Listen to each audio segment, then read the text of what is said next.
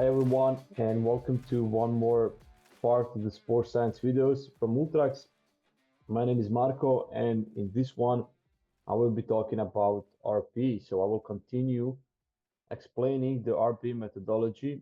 Well, on the video number 4, we talked about main RPE load analysis and how you can analyze the RPE values in Ultrax. But today, I would like to go to the weekly team analysis, and I can say that I really like this chart and this display because it sums me the whole 4 week or 1 month period, but also you can analyze week by week.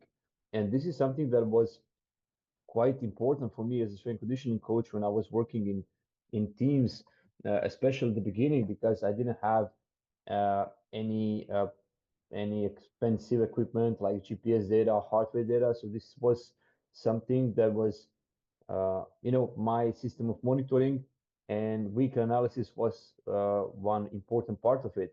Well, what I usually look was the number of sessions, total duration of the whole week, and average RP. So this is the measure of the intensity of the whole team, how hard the whole week was, and it's easy to compare it, with the previous week.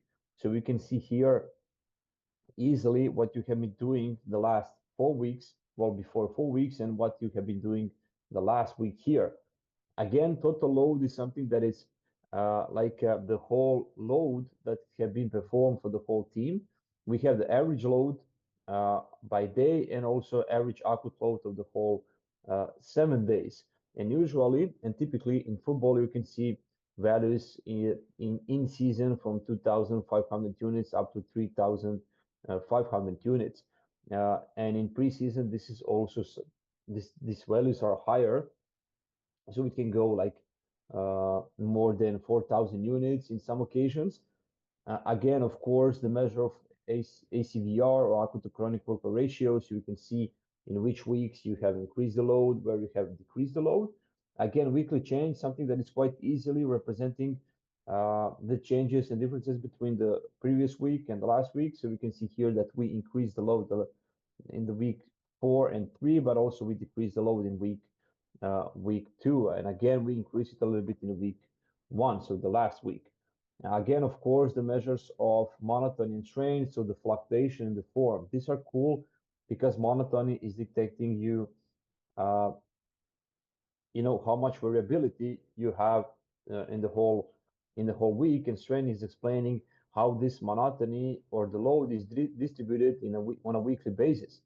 And you want to be here in the green zone, or you want to see the low monotony, because it means that you fluctuate quite good. You have so periods of low training intensity or volume, or high training intensity or volume. So you don't want to be constantly low, you don't want to be constantly high.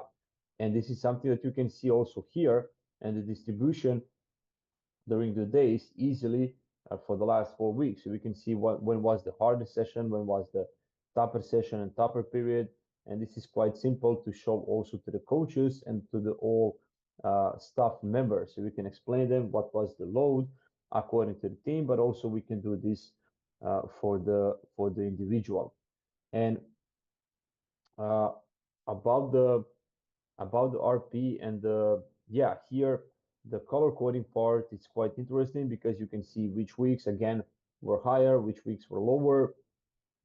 And imagine that you are getting closer to the important game or to the important competition. You want to see the trend that you are decreasing your volume, or that you are decreasing your ACVRs. You want to be a little bit lower. You don't want to have a higher last 7 days values than the previous 3 weeks. So we can help you in your periodization model. And this is something that we will be talking about in the next video. So how to use ACVR reserve to plan future loads according to the RP methodology.